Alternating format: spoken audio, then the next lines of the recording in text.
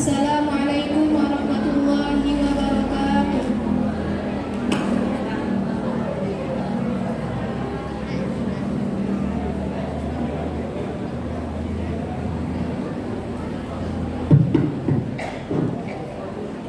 Selanjutnya, ceramah agama sekaligus doa yang dibawakan oleh Bapak Ustadz Abdi. Kepada Bapak, waktu dan tempat saya persilahkan.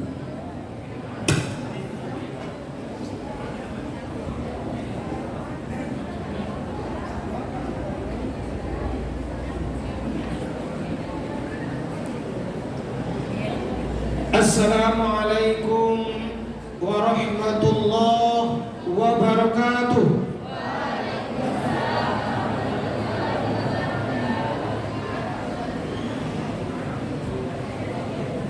Anak-anak Bapak yang Bapak sayangi, baru di sini Bapak jumpai siang-siang ada laki-laki yang kipas-kipas. Perempuan aja tak ada yang kipas badan, ada laki-laki yang kipas. Nauzubillahiminzalik. Hari ini laki-laki kepanasan ternyata kita jumpai di sini. Padahal kita dalam satu ruangan kan, ini perempuan kepanasan dah. Dah kepanasan, kurang si hantong ini. Kepanasan dah.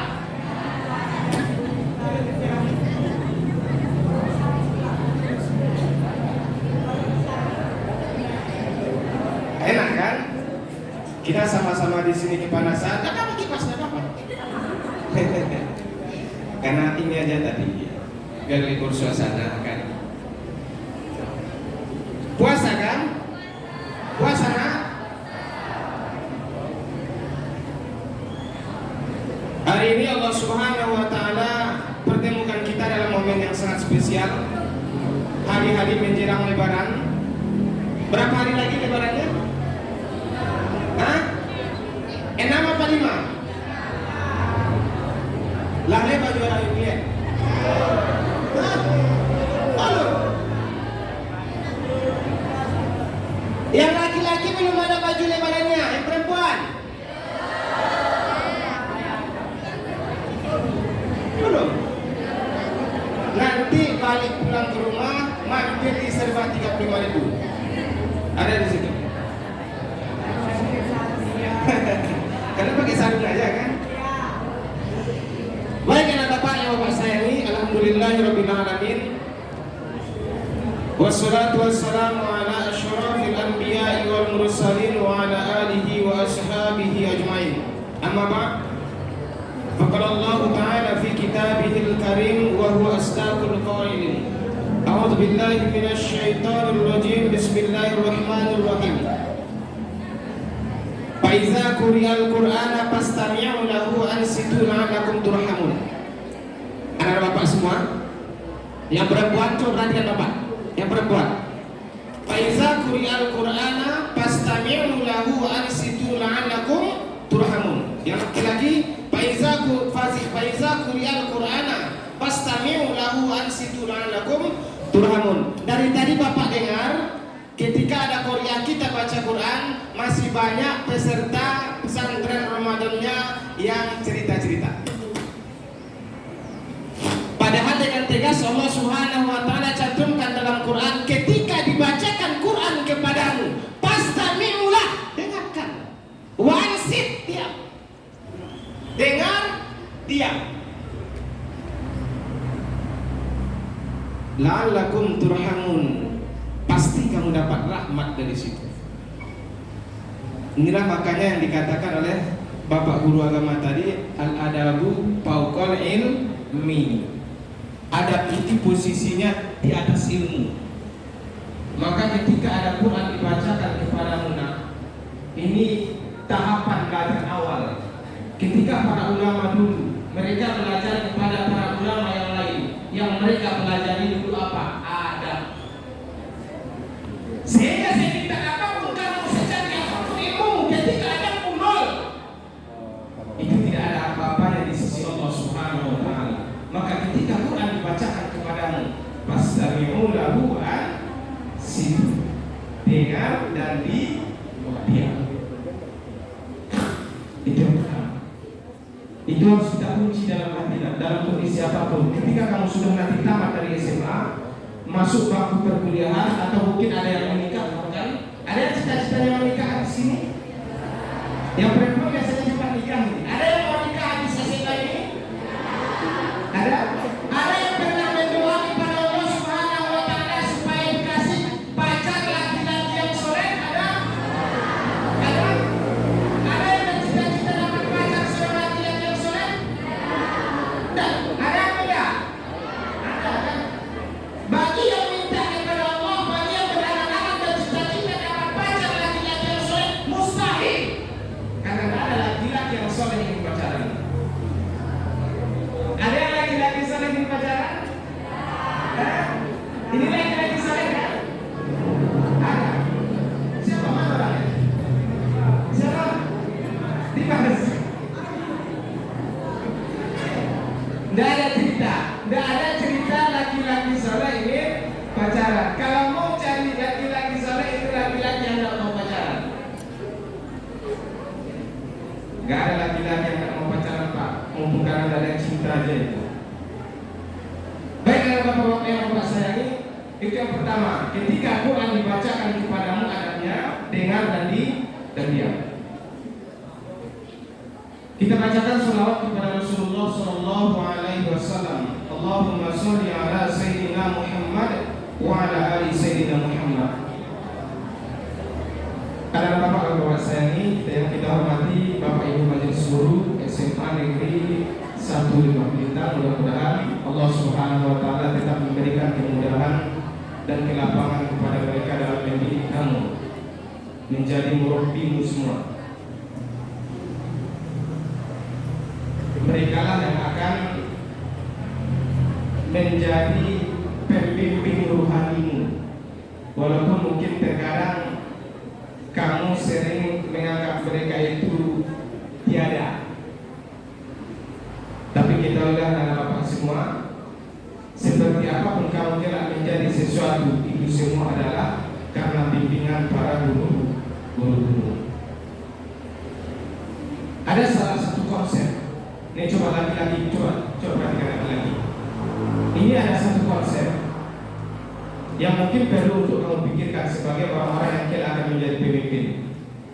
10-15 tahun ke depan, kamulah kelak yang akan menjadi garda terdepan dalam memperjuangkan bangsa ini. Tega atau runtuhnya kelak agama ini ada di tanganmu. Mungkin sekarang kamu tidak punya pikiran di situ, tapi 10-15 tahun ke depan, mau tidak mau, kamulah yang akan memegang estafet perjuangan ini. Kalau bapak-bapak gurumu itu tidak ada lagi. Ketika mereka hidup pun sudah sudah tidak bisa berbuat apa-apa. Ada satu konsep, iza aradta an takhdamal ummah. Apabila engkau menginginkan menghancurkan satu generasi umat,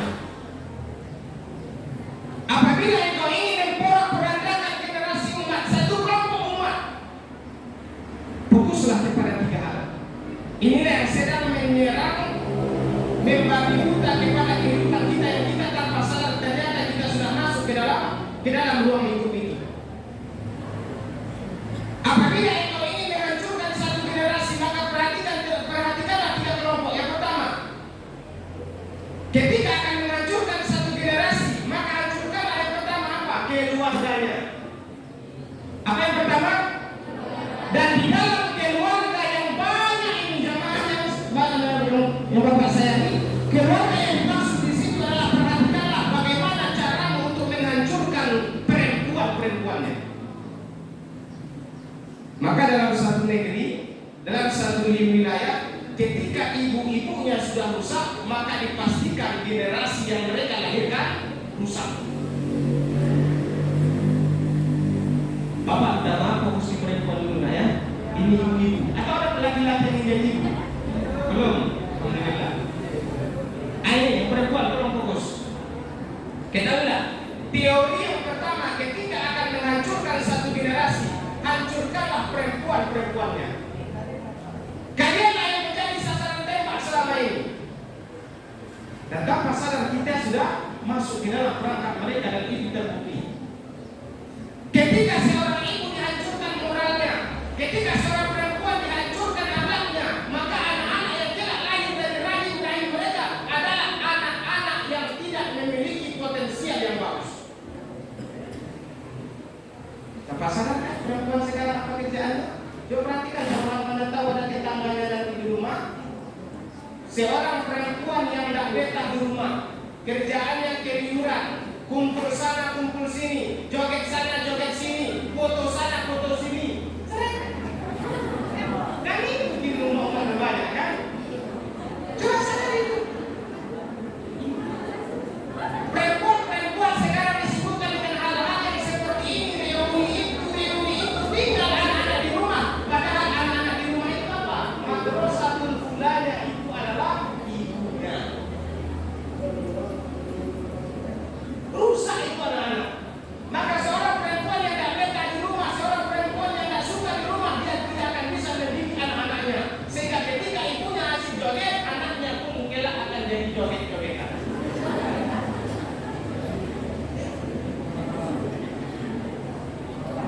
Itu memang teorinya. Tanpa sadar kami, bukan perempuan-perempuan dan anak SMP yang suka joget-jogetan, mereka jadi istri. Tapi biasanya kalau yang suka joget-jogetan itu, dia posting di Facebook, di IG, segala macam. Kalau dia hobinya kayak gitu, sampai Ramadan tak datang. Di sini kan ada yang hobi itu kan? Ada. Kalau orang yang bertobat nanti pas pulang dari sini ya. Yang pertama apa? Salah perempuan yang satu.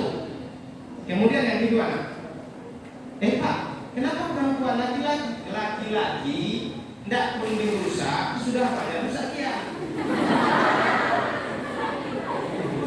Ya, kita laki-laki kan cuma ada salah satu, tidak pun dirusak. Makanya iblis dan kawan-kawannya fokusnya perempuan. Kenapa? Laki-laki tidak digoda, sudah tergoda. Ya. Ini laki-laki. Yang kedua, kalau ingin merusak suatu peradaban, merusak satu negeri, maka rusaklah perhatian para siswa dan siswinya terhadap guru-gurunya. Rusaklah pendidikan itu. Hancurkan peradaban dengan merusak pendidikannya. Dan cara pola mereka merusak pendidikan, mereka akan berusaha untuk mempengaruhimu supaya engkau menganggap remeh dengan guru-guru. Coba rasakan betapa tipisnya sekarang akhlak murid kepada guru. Mereka menganggap guru itu tidak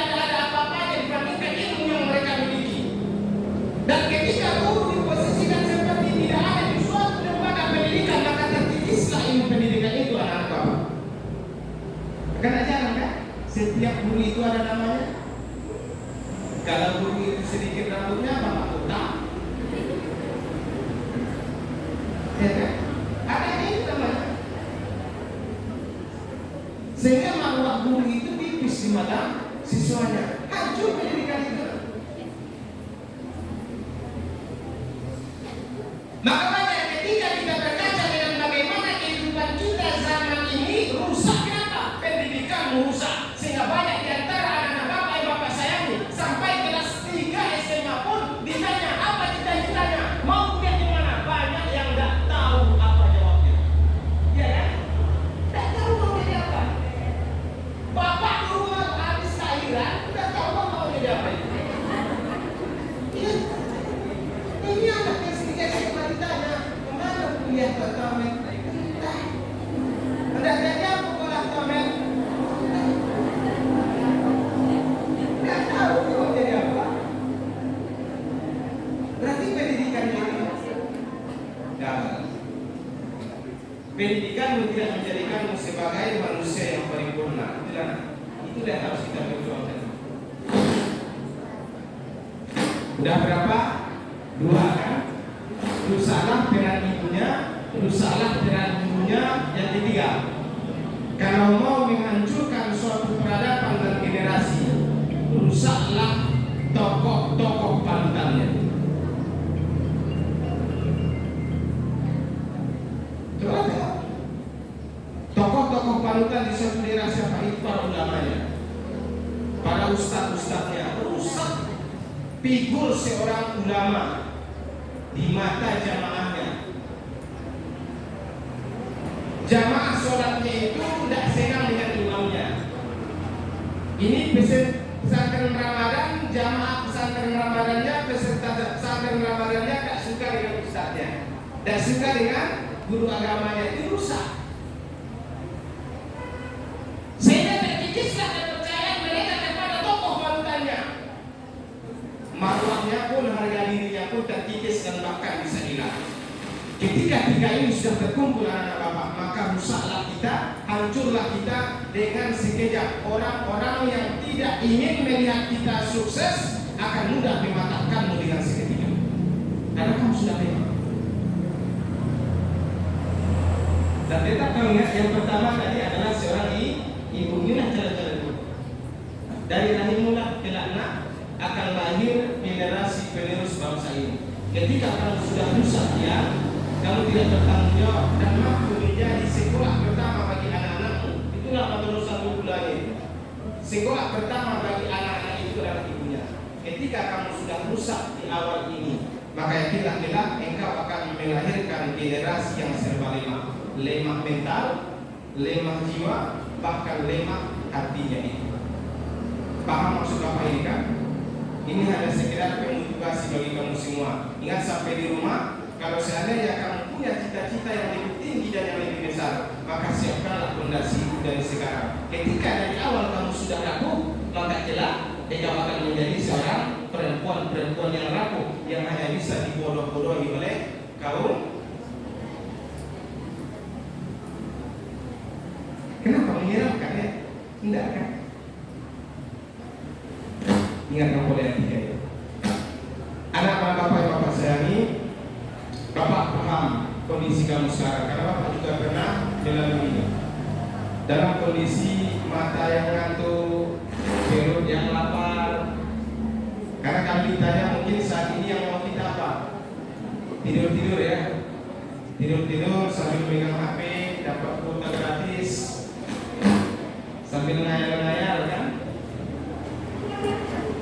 Tapi tahan atau capek-capeklah dalam menuntut ilmu.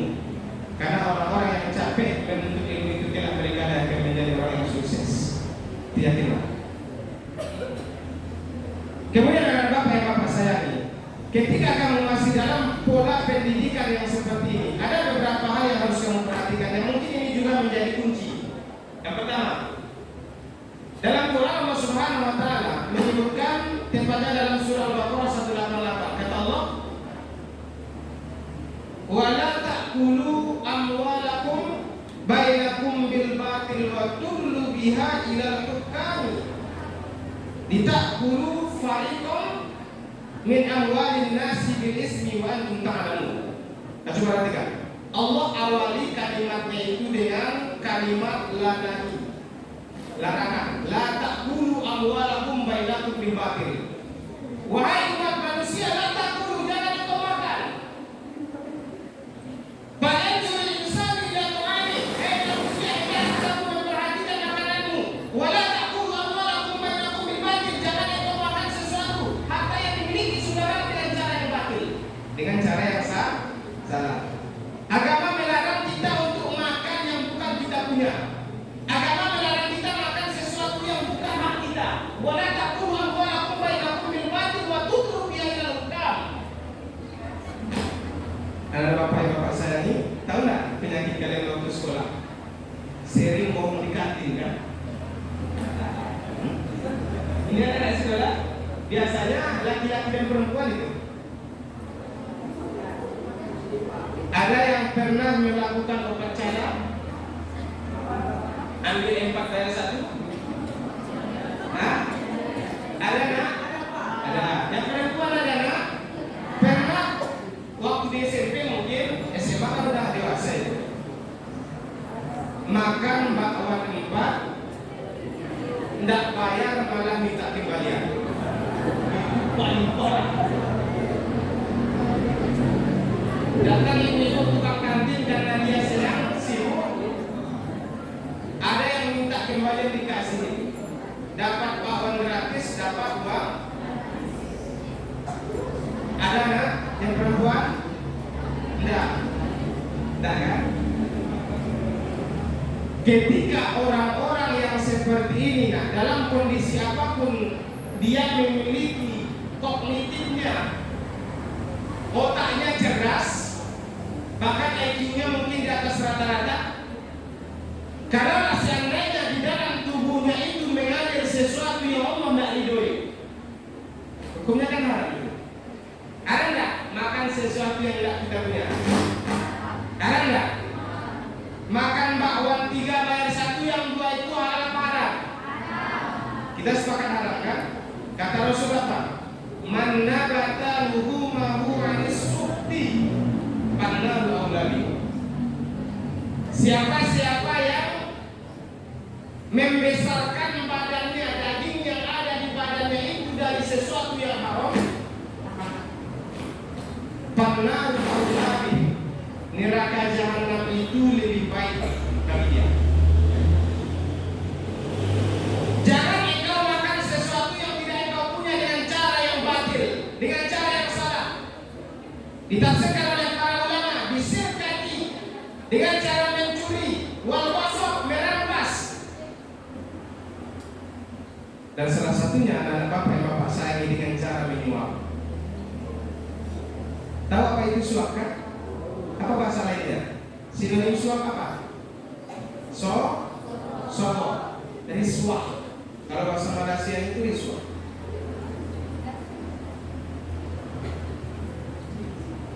Bapak bantu ganti anak bapak ya. Ini kelak kalian akan tamat dari SMA. Ada yang mau cari kerja, ada mungkin dengan cara yang seperti ini. Mau masuk polisi, masuk tentara, masuk kebidanan, masuk apa segala macamnya. Tapi ketika praktek risuah sobo ini kamu awali, apapun yang kamu hasilkan dari kerjaanmu kelak, ketika engkau dapat gaji pertama, gaji yang kedua, engkau sedekahkan, maka batallah pahala sedekahmu. Karena engkau mendapatkan harta tersebut dari jalan yang tidak baik. Kuburlah impianmu. Kalau seandainya kamu ingin masuk polisi, masuk tentara, masuk apapun dia, dengan cara menyuap dan menyogok, kuburlah angan-angan dan cita-citamu itu. Kalau seandainya hanya dengan itulah cara untuk mendapatkannya. Gurumu pun tidak bangga itu. Ketika dia melihat anak didiknya, mereka itu sukses mendapatkan suatu jabatan dengan cara menyogok, mereka akan bangga itu.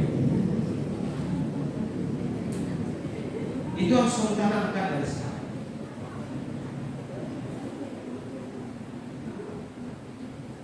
Itu adalah tidak.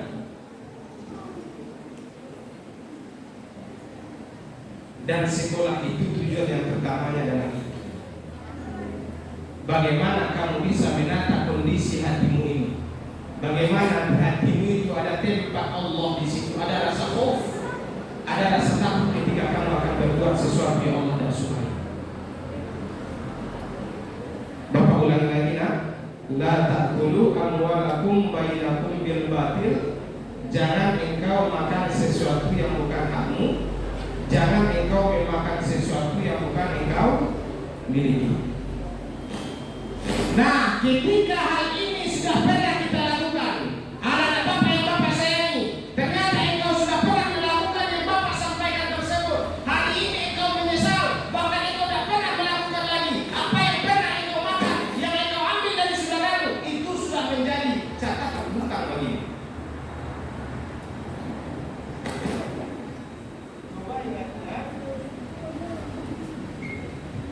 Ingat-ingat apakah pernah kamu melakukan itu, coba dihitung-hitung kira-kira itu tetap menjadi hutang bagi kita. Jangan kamu anggap itu saja. Tapi Pak Lato yang lawan SMP, di SMP dulu makin bawa susilo. Hutang bagi itu. Kalau hutang bagaimana Pak, wajib untuk dibayar. Berani tak? Hah? Berani tak? Kamu datangi tukang jedainya jujur ngaku kalau dulu waktu SMP kamu sering ngambil bakwanya tanpa dibayar. Berani tak? Hah? Berani tak? Tak berani. Masa tak berani ngambil dulu berani? Ngaku enggak.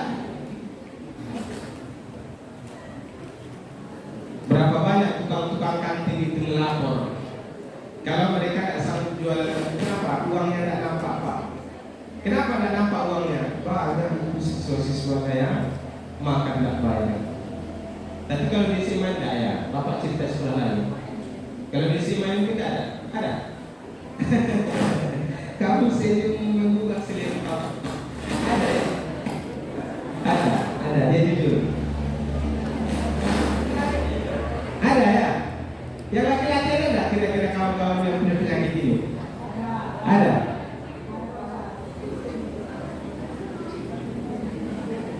Inilah anak kita, inilah generasi kita, inilah generasi kita abad ini. Kita dibesarkan dari daging-daging yang haram.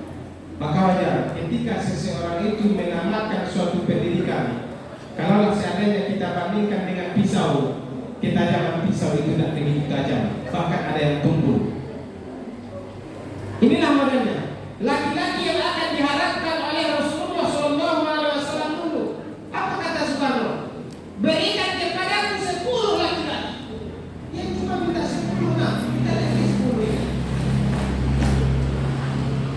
Akan mencabut semeru dari akarnya. Karena itulah para laki-laki. Tapi yang sangat menyakitkan dan sangat disayangkan, kita lihat sekarang laki-laki itu banyak yang separuh mata. Tahu separuh mata kan? Dibilang laki-laki enggak, dibilang perempuan mengarah. Kok tua yang super masak tuh? Ya. Makanya banyak laki-laki yang bertanggung jawab. Sadar aja lah. Berapa banyak di antara kamu wahai para laki-laki yang sampai hari ini kita sudah SMA, tapi kita tidak tahu tanggung jawab kita sebagai laki-laki. Pagi mana, siang mana, malam ya. Itu tidak laki-laki yang profesional. Tapi Pak sekolah walaupun kamu sudah balik kan? Sudah bisa kan? Sudah, ada SMA itu sudah dewasa ya. Makanya banyak ketika laki-laki itu bahkan sudah mereka masuk di jenjang pernikahan, tidak banyak laki-laki itu yang tahu tanggung jawab dengan dirinya. Salah kali.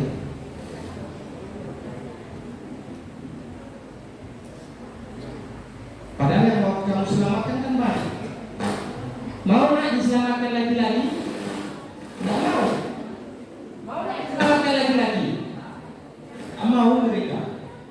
Karena mungkin mereka tahu kualitas dan bagaimana kapasitas kalian semua ini. Kau nanti deh. Nah.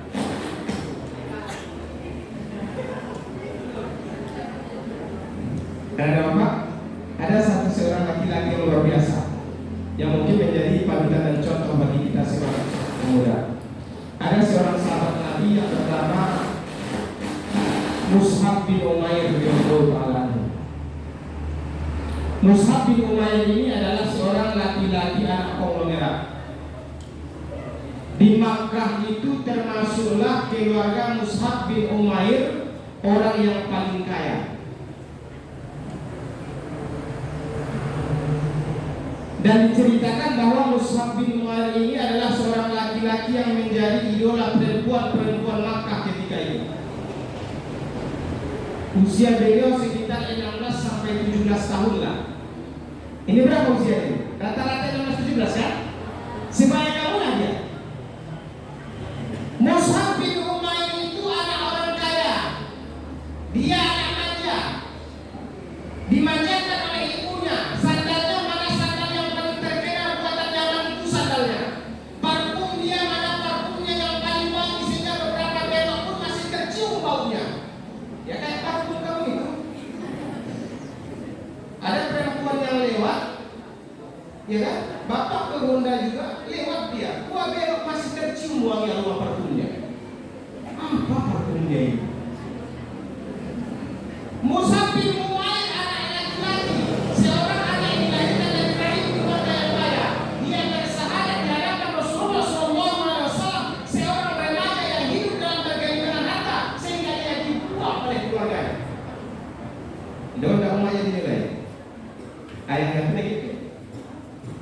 Maka dia diisolasi, dibuang, dilucuti semua kemewahan yang ada pada dirinya. Ambil pakaian yang mewah dia, HP-nya ditarik, Hondanya, mobilnya ditarik kalau zaman sekarang. Kalau seandainya itu ingin bertahan dalam Islam, akan ditarik semua fasilitas yang ada dalam diri. Itu Mus'ab bin Umair. Dan Mus'ab bin Umair rela daripada dia menanggalkan keislamannya, lebih baik dia tinggalkan kemewahan yang diberikan oleh keluarganya. Usia 16-17. Dan Mus'ab bin Umair lah yang diutus delegasi pertama ke Madinah oleh Rasulullah. Coba bayangkan, Mus'ab bin Umair di usia 16-17 tahun itu sudah menjadi delegasi ke Madinah. Sedangkan kita usia 16-17 tahun masih nangis dibangunkan waktu sahur Ramadan. Berangkat ke Madinah. Sebelum Rasulullah berangkat ke Madinah, dia utus delegasi termasuk Mus'ab bin Umair. Dan ketahuilah Bapak yang Bapak sayangi, wahai para laki-laki, ketika peperangan Uhud, siapa yang memegang bendera itu? Yang memegang bendera peperangan Uhud adalah Mus'ab bin Umair. Perang dia memegang benderanya. Kamu zaman sekarang apa yang kamu pegang? Hah? Mancing kan?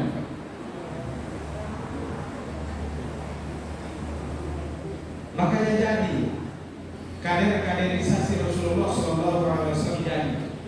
Kenapa? Karena mereka tahu bahwasanya keimanan yang besar di dalam mereka itu mereka harus pupuk dan harus rusak. Dialah yang memegang pancing Rasulullah SAW ketika peperangan Uhud. Bahkan di Uhud itulah Mus'ab bin Umair meninggal dunia. Saking miskinnya ketika dia meninggal dunia itu, kain kafan Mus'ab bin Umair itu tidak cukup untuk menutupi tubuhnya. Kekayaan yang dia tinggalkan di dunia, dia rela meninggalkan kekayaan dari keluarganya. Sampai-sampai ketika mati pun Mus'ab bin Umair ketika peperangan Uhud, kain kafannya tidak mampu untuk menutupi tubuhnya. Kalau seandainya ditutupi bagian bawah, maka terbuka wajahnya. Seandainya ditutupi wajahnya, maka akan kelihatan kakinya. Kenapa? Karena saking miskinnya lah dia. Tapi dia tetap kokoh dan teguh dalam keimanan. Kita tidak dikasih belanja aja tidak mau puasa lagi. Tidak dikasih belanja tidak sholat subuh lagi. Tidak dikasih belanja tidak berangkat sekolah lagi. Inilah. Makanya inilah pentingnya kalau baca-baca sejarah itu, kalau mengambil tokoh panutan itu, ambillah tokoh panutan sahabat Rasulullah. Jangan sibuk dengan menokohkan orang-orang barat, karena apalagi selebritis Indonesia. Jangan. Karena itu bukan kita, fitrah muda di situ. Hari ini mungkin engkau seperti ini, besok lusa mungkin engkau yang akan berdiri di sini dan menyampaikan apa yang Bapak sampaikan kepada kamu. Karena engkau adalah generasi penerus itu yang akan kelak menyatakan menjadi pemimpin dan pengganti para pemimpin kita pada hari ini. Baiklah anak Bapak yang Bapak sayangi, mungkin itu yang bisa Bapak sampaikan. Karena berkuat-kuat pun Bapak haus dan kita minum kan? Kalian haus tak? Haus kan? Apa lagi Bapak?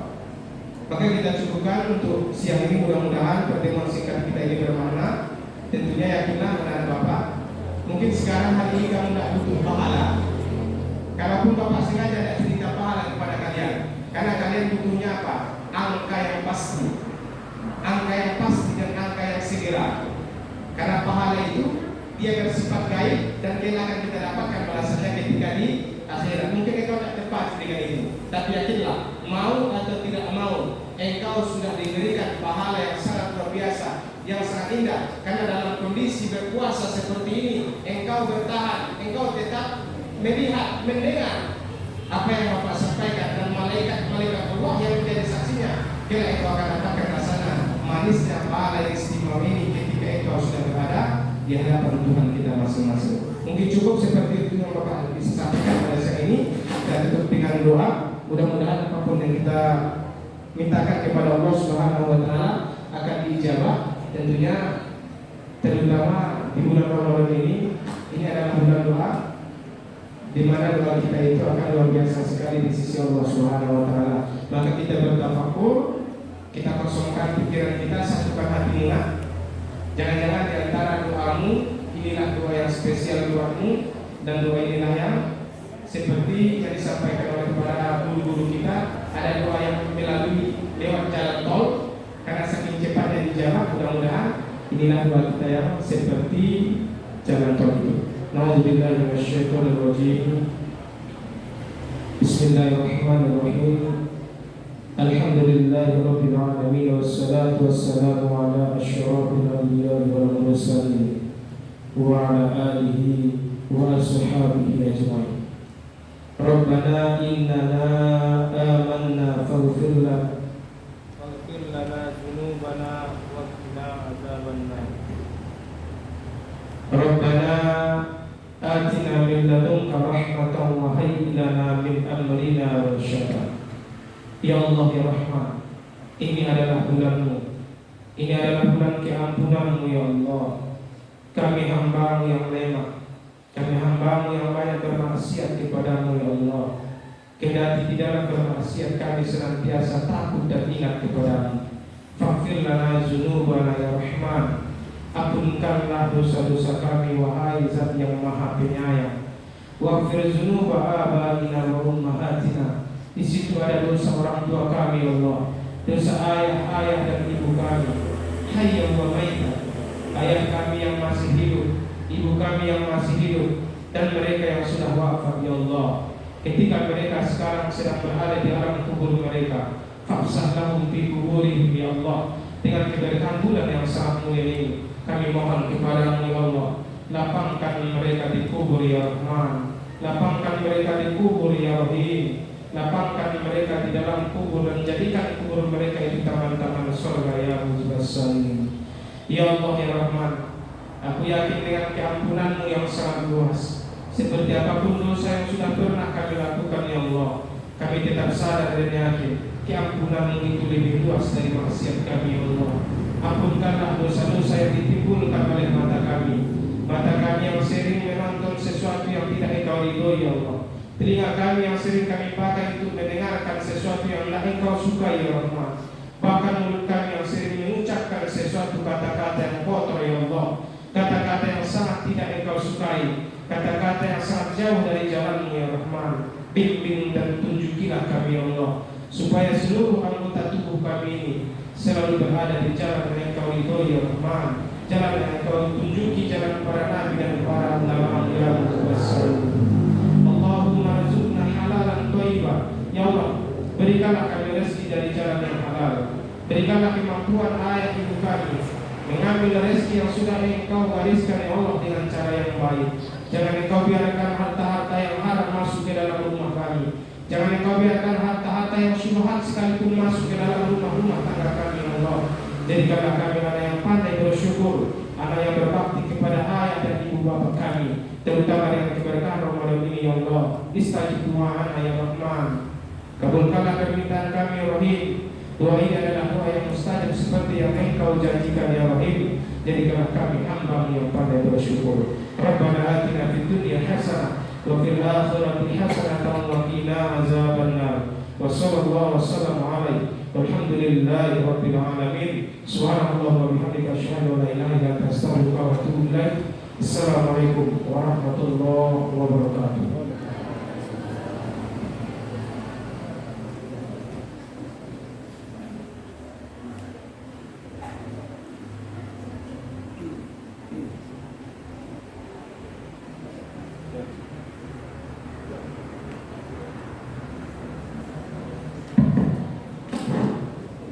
Selanjutnya penutup. Sebelum kita tutup acara ini, alangkah baiknya kita mengucapkan Alhamdulillahirabbil alamin. Saya selaku pembawa acara mengucapkan terima kasih atas segala perhatian dan mohon maaf atas segala kesalahan. Wabillahi taufiq wal hidayah, waridho wal inayah. Wassalamualaikum warahmatullahi wabarakatuh.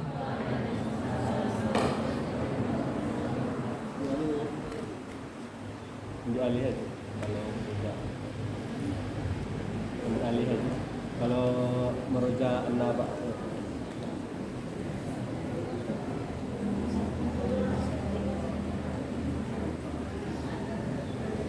atau informasi penting.